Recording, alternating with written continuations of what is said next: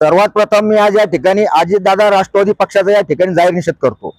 आज सुनील तटकरे हे लातूर या ठिकाणी गेले असता आमचे सहकारी मित्र त्या ठिकाणी विजयकुमार घाटगे त्यांना त्या ठिकाणी प्रश्न विचारण्यासाठी गेले की आज या महाराष्ट्रातला शेतकरी आज आत्महत्या करतोय, पाऊस पडत नाहीये, दुष्काळ एकीकडे पडलेला आहे आणि एकीकडे कर्जमाफी नाही आणि कृषी मंत्री त्या ठिकाणी विधान भवनामध्ये पत्ते घेत आहे।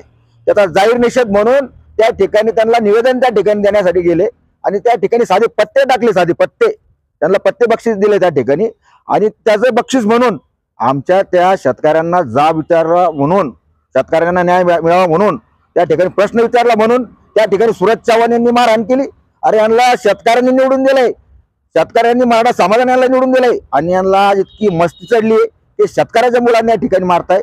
नक्कीच याचा आम्ही या ठिकाणी जाहीर निषेध करतो। मुख्यमंत्री महोदय आणि अजितदादांना आम्ही या ठिकाणी सांगत होतो की तात्काळ तुम्ही या कृषी मंत्र्याचा या ठिकाणी राजीनामा घ्यावा व तसेच अजितदादांनी या सूरज चव्हाणचा या ठिकाणी राजीनामा घ्यावा।